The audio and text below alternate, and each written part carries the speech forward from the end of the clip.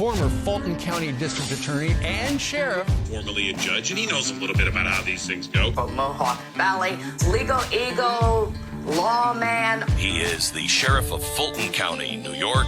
Just such an amazing guy. This is the Rich Giardino Show, where the Constitution, crime, and politics meet. Hey, thanks for tuning in today to the Rich Giardino Show, where the Constitution, crime, and politics meet. Today, I'm going to just talk a little bit about the legal system and what's going on federally, whether the indictments of Tish James, of Comey, of Bolton, and other Biden administration officials is warranted, whether it's good, it's bad, right or wrong. And these are just my opinions. I've been frequently asked, and mostly because of my former position as a judge and a district attorney, and also that I'm a lawyer, less so because I'm a sheriff, about that.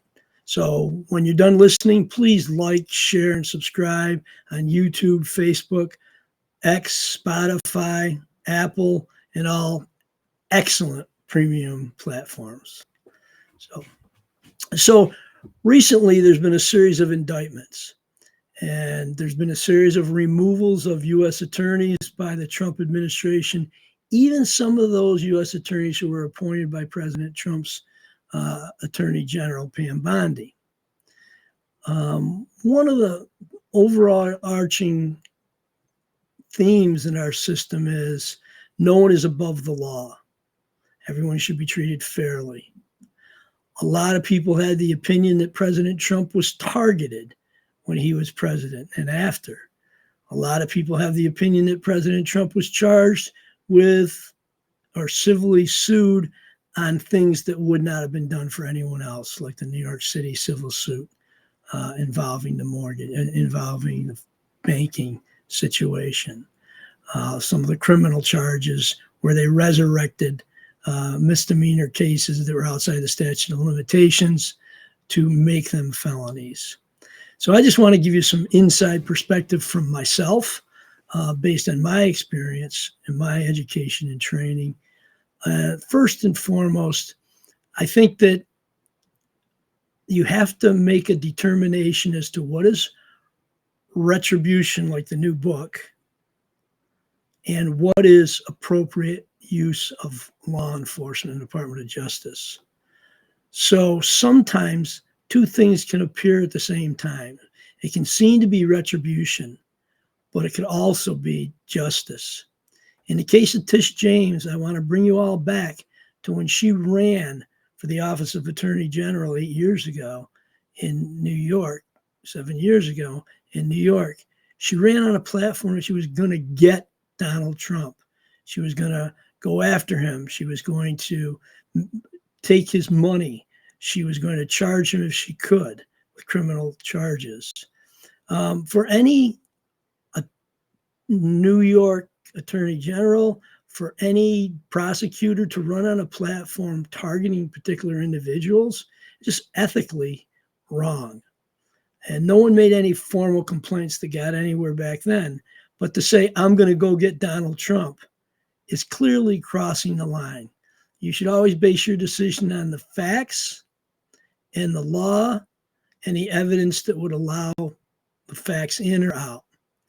And I feel that her use of the system and also the DA Bragg's use of the system was inappropriate to go after Trump. As I said in the beginning, some of the charges were aged out and would not have been allowed due to statute of limitations, but they engineered some of them to take misdemeanors and extend them out, an unusual move to make them felonies because of the way they attached them to a conspiracy charge. So you see that the system was used for retribution or was used inappropriately, and that was used inappropriately to go after Donald Trump. Now, Donald Trump ran on the platform that it was lawfare, it was inappropriate used. He wasn't quiet either about using the system to I don't know if you want to say even scores or to get rid of the evildoers in the administration before him. But clearly, Tish James' mortgage case is one that you or I would get in trouble for. Falsifying documents, saying you lived there and that was your primary residence when you lived in another state to get a better interest rate and had your relative living there. And I don't know if there was a rental agreement, but though that thing, if you take the name New York State Attorney General Tisha James out, that is an inappropriate use of the system and falsifying records when you say something that you know is not true. So the one area that I think is a little gray in the case is there was a power of attorney. Power of attorney authorizes someone else to sign for you. So if somebody else signed your name under the power of attorney, there may be some argument that the power of attorney was misused, and so it's not the attorney general's fault. But I don't think that's going to hold water. So I think you have to remember, and it sounds like junior high school. Who started it? Well, when she ran for attorney general, Letitia James said, I'm going to get Donald Trump. I'm going to go after him. I'm going to bankrupt him. That's not really the ethical standard we want for a prosecutor. And so I would argue she misused and abused her office. And if she did commit this crime, she's been innocent until proven guilty. But if she did commit the fraud, she should be prosecuted like anybody else if they had done the same thing. That's number one. Comey, Bolton, and some of the other people who've been indicted. I don't know those cases in depth, but when there's evidence that comes out that stuff was hidden, evidence was not disclosed, that's what we call Brady material. Brady material is anything favorable to the defendant. Also, if there was information that was used to write reports and there was favorable information and that wasn't put into the reports, that's an ethical obligation and a breach by the prosecutors. So if you violate the law, it doesn't matter what position you have with government. It doesn't matter if you're elected or appointed. But we particularly have a higher standard for law enforcement, a higher standard for lawyers, you would think, and a higher standard for individuals who are acting at the highest levels of government. That seems to be gone. Somebody asked me if it was right or wrong to do retribution or to go after those people. If President Trump was so upset about the use of the system against him and the use of lawfare, then when does it stop if he doesn't stop it? Well, the problem is if he doesn't stop it and he doesn't show that there's consequences to their actions, then the next time around, there's nothing to stop individuals from thinking about doing the same thing to the next president or the next administration, whether the prosecutors are Republicans or Democrats, whether the president or the governor is a Republican or Democrat. If the opposite side isn't happy with the politics, they could weaponize the legal system as well. So the question is, what's the difference between weaponizing the legal system and utilizing the legal system to bring about justice? And I think if these people did commit a crime, they should be held accountable for the crimes they committed. And again, I can't emphasize enough that they're innocent until proven guilty. But from a purely legal standpoint and breaking down the elements, it appears that the elements existed for an indictment, and the elements existed an indictment of crimes, and the elements are present to move the case forward. And for a grand jury and for arrest, you need probable cause to believe a crime was committed and the person may have done it. You don't need proof beyond a reasonable doubt. So while this is an abbreviated version of the show, I did want to just bring you up to date on my thoughts on that because a lot of people do ask me.